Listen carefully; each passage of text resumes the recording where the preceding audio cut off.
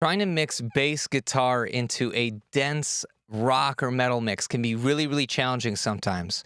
It's really hard to get the top end grit to make the bass cut through the track when you have a thick wall of guitars, and then to also lock in the low end to really make it powerful. Oftentimes, what I find myself doing is actually taking a bass DI track and splitting it into low frequencies and high frequencies, and then mangling the high frequencies so that you get the nice gritty attack, and then just brick walling the low energy to make it rock solid. But that takes a lot of coordination, a lot of tweaking to make it fit in with the guitars, and it would just be nice if there was something out there that would just do all this stuff for us and make an awesome sounding bass that holds up in a dense rock or metal mix. Well, a few months ago, I released a review of a plugin called BassKnob, and this is by a company called Bogren Digital. And that was kind of a game changer, but they just dropped a new plugin that does the same thing, but for bass. And when I found out about this, I was really excited to check it out because this is something that really slows me down in my mixing process. So in this video today, we're going to dive deep into BassKnob, which is Bogren Digital's latest plugin to help you get a killer sounding bass guitar tone with just one knob. Hey, what's going on, everybody? My name is Bobby Balo, and I'm the mixing and mastering engineer at Raytown Productions. And this channel is dedicated to helping you make better sounding music without having to spend a ton of money on gear or unnecessary plugins. As a thank you for your time today, I have a special gift for you. In the description is a link to download my metal and rock mixing cheat sheet. This cheat sheet has a ton of my go-to suggestions for how to compress, EQ, and the best places to put filters for all the different instruments that you find in a rock or metal mix. It also includes some great recommendations for singing and screaming vocals, so I think you'll find it super helpful to just print this sheet out, have it by you when you're mixing your next song. So if that sounds interesting to you, go and check out the description for a link to download your copy. Let's run over a few features of this plugin because Bogren Digital actually added in some additional features compared to their previous plugin release, BassKnob. So the interface is still very simple. You have one basic gain knob to adjust the tone of the bass. Bogren is giving us two different settings, a clean setting, which is for a little bit less distortion and more of that pure, clean bass DI sound, or a dirt channel, which has a lot more aggression to it and will really hold up in a really dense metal or rock mix. We have input and output volume knobs right here. I find that I never really need to ever adjust this. It just usually is set fine. Now we also have a bypass knob here, which you can turn on and off. The advantage of it being built in the plugin is sometimes with some DAWs, it can make a pop sound if you automate the bypass button for the plugin built into the DAW. But usually if you automate this bypass button, it won't have an audible pop sound. Something just to know. There's also a tuning option. So if you have a bass and you're recording or playing this live, you can just click over to this window and then tune your bass. They also allow you to do weird tunings like 432 for all you weirdos out there that want to tune your bass to that.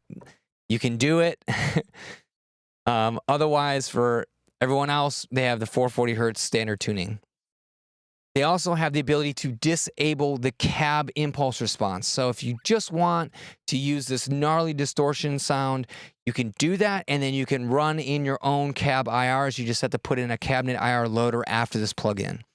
And then the settings are pretty straightforward. They have your license info, gate settings, and then just some of the stuff about the product.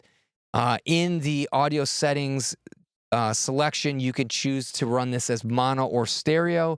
I think for 99% of everybody, we're going to run it as a mono plugin. And you can also set a gate. So if you have some low-level noise that you want to get rid of out of the sound, you can enable your gate and then set the threshold of the gate here. It works very well. The standard setting seems to work every single time for me. I never really have to adjust this. It just works. And that's basically it. You turn this knob until it sounds awesome, and then you stop. So I was so curious about what was going on with this plugin that I decided to pull it into this software called Plugin Doctor to take a look at what it's doing under the hood. So let's just turn this thing on and see what it's doing, because I'm curious to see what that impulse response tone is, because just having it instantiated without any gain clearly changes the tone a lot. So, okay, so it's on, we have it on the clean channel, and what is really strange right off the bat is take a look at this frequency spectrum. It's moving. That is not normal. Usually when you have an amp sim, it'll stay put. It doesn't wiggle like that. There might be some very quick oscillation. That's like when they're modeling the noise of the amp. You'll see like some little flickering in the frequency spectrum, but not oscillating like this. Let me show you again. The entire spectrum is like bouncing up and down, and it's not quickly. It's like pretty slow, almost rhythmically, right? And I think this might be part of what the magic is in this plugin, because when you use it, it doesn't feel static, right? It is like the bass feels real. It feels like it's being played through a real amp. And I think it's this oscillation in the frequency response that's really doing a lot of the magic. If we just take a look at the frequency response, we can see that this impulse response has a really steep high pass filter at about 50 hertz or so, 55 hertz.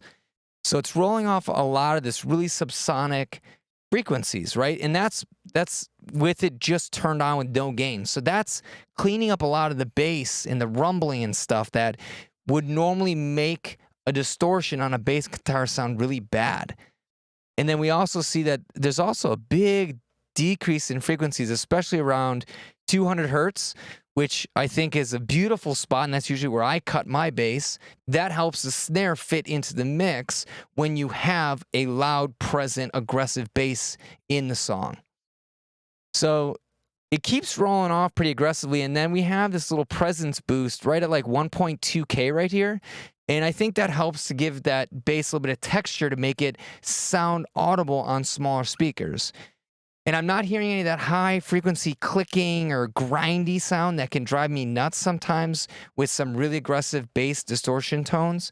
And I think that's just given to the fact that we really don't see a whole lot of frequencies above about 1.6K left in the spectrum here. So let's increase the gain and see what happens.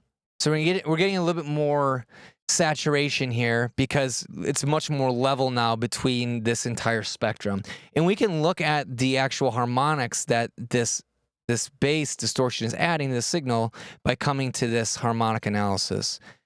And so you can see that we get quite a bit of saturation here. Okay, that's indicated by all these little partials on each side of these bands. So let's just flip this over to the dirt channel and see what the differences are.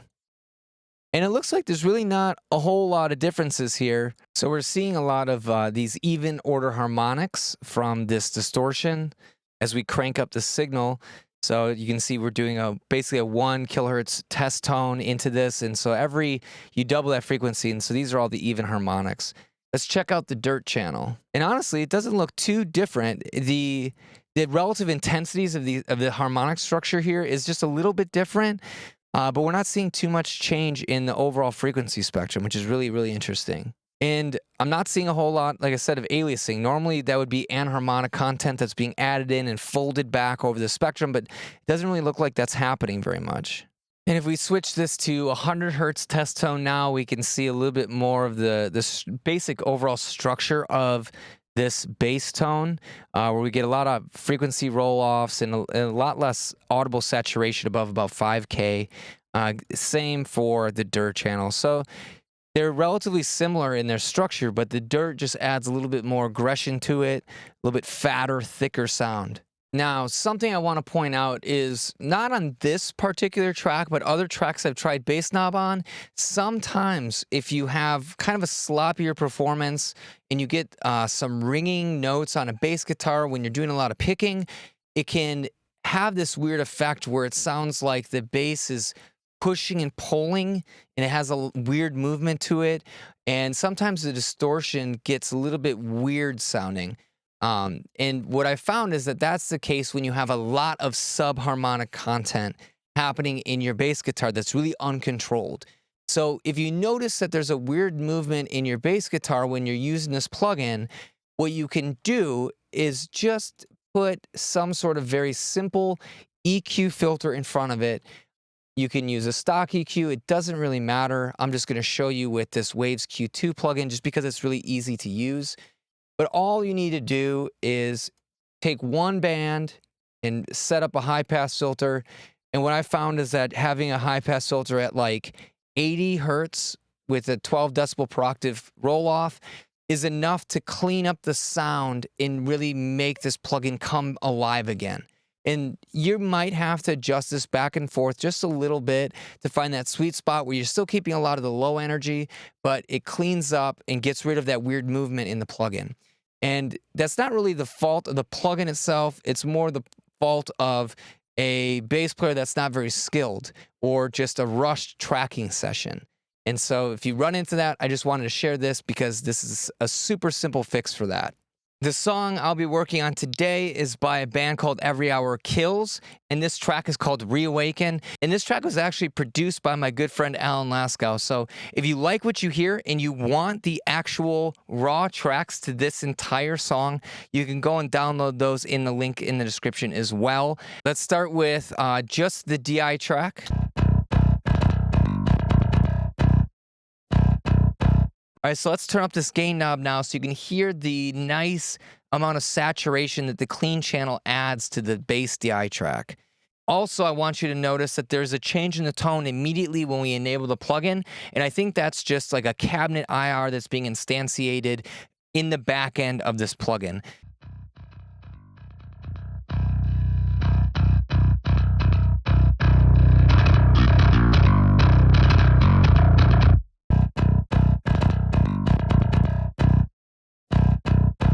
So when you have this thing cranked on the clean channel, you can hear the low energy is still present in the bass.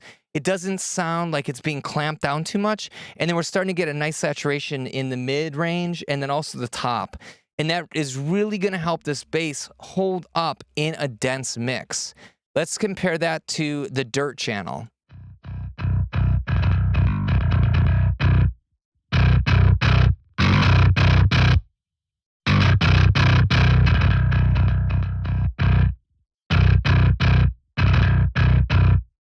So something I noticed right away is you can make this bass sound super aggressive, right? So if you're doing some like doom or sludgy stuff, just crank this to 11 and it sounds pretty gnarly.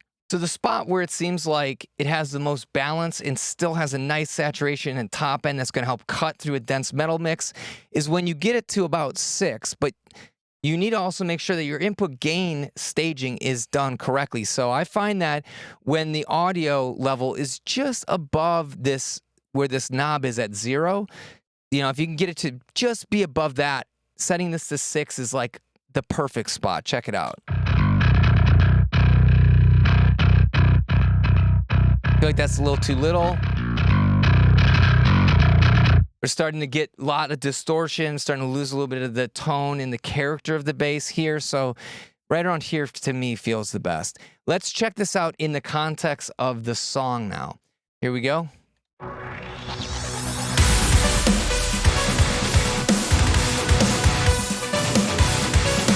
So I'm actually going to use a limiter here just to try to help bring a little bit of that bass louder.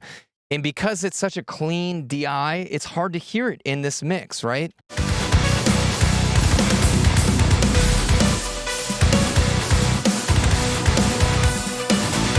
So, I mean, the bass DI certainly does a decent job, but it's missing that magic, right? It's missing the fullness. It seems like we're filling in a little bit of the low end, but we don't have a lot of the articulation. And this tone doesn't really hold up on smaller speakers. There's not enough higher frequency content to it that's going to be able to be heard on something small like a phone or a laptop or something. So let's bring BassKnob back in and let's readjust the levels. Let's put it back at that sweet spot I found right at like about 6. Here we go. Yeah, I don't even need this compressor. It's actually too loud as it is. So let me turn this down.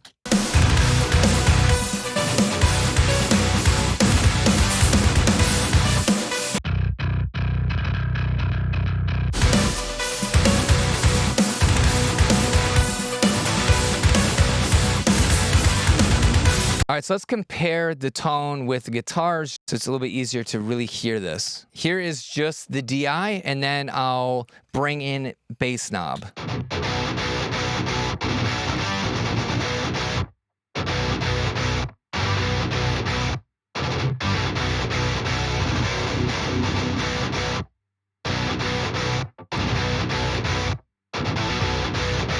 And if we want to be a little bit more aggressive with it, let's push the gain up.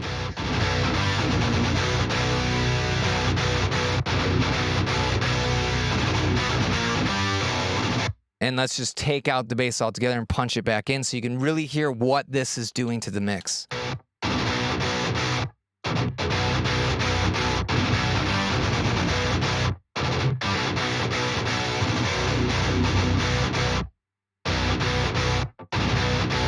So it's just so much fatter, right? So let's bring everything in together, and then I'll just ride this gain knob up so you can hear how that bass transforms when you increase the gain. Here we go.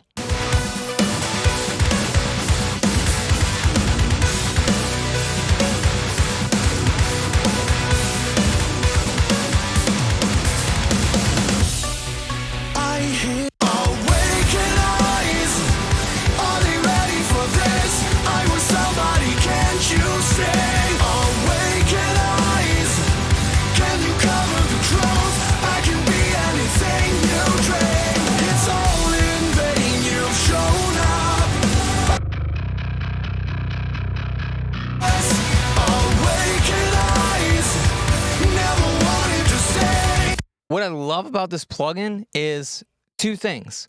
One, we don't get any of that really annoying 2K and some like 900 hertz where it's all twang and this like sharp stabbing sound from a normal distorted bass guitar. And the other thing is that the low energy never seems to get too fuzzy or like loses its clarity. It's always full and focused. And I don't know what kind of black magic they're doing under the hood, but it's pretty impressive that you get such a gnarly distorted bass tone and still keep that focus in the low energy. I find it amazing that you can get a bass sounding that good by just turning that one knob up. I haven't really found a product that does a similar thing, especially while keeping the low end so clean and then having that nice gritty top end that doesn't sound clanky or annoying in a mix. If you noticed, my plugin chain was only BassKnob. I didn't even need to EQ anything out of it, which is remarkable. Now, some of the downsides of having a bass plugin that only has one knob is that if that tone doesn't work for your mix, there's really nothing you can do about it. You can try putting another distortion plugin or maybe some other effect in front of BassKnob just to give it a little bit change in tone, but for the most part, you're going to be stuck with that general sound. But from all the projects I've tried so far using it, it seems to work extremely well in pretty much anything I throw at it. And if you also have the BassKnob series plugins, you'll find that those two tones work extremely well together. That mix that you just heard, that was done using BassKnob guitar plugin and the BassKnob plugin. Something amazing that Bogren Digital is doing is they're offering 10% off all of their products using a coupon code that I have in the description of this video. So if you're interested in picking up this plugin or maybe one of their other plugins, use that coupon code and save yourself some money. Now, I'd absolutely love to hear your thoughts on what you think of these styles of plugins where you have one knob and you just turn it and boom, you have awesome bass tone. Do you think that is going to ruin music and make everything sound the same? Or do you think it's awesome because it's enabling more creativity and just helping people make better sounding music? Let me know in the comments. As a reminder, I have a free download to my metal and rock mixing cheat sheet, so go and grab that. That's also in the description. If you thought this video was helpful, be sure to hit that thumbs up button and share it with some friends on social media groups like Facebook or Reddit. And with that, I want to thank you so much for your time and attention today. Go and check out this plugin. It's pretty amazing. I'm very impressed by it, and I hope to see you in another video.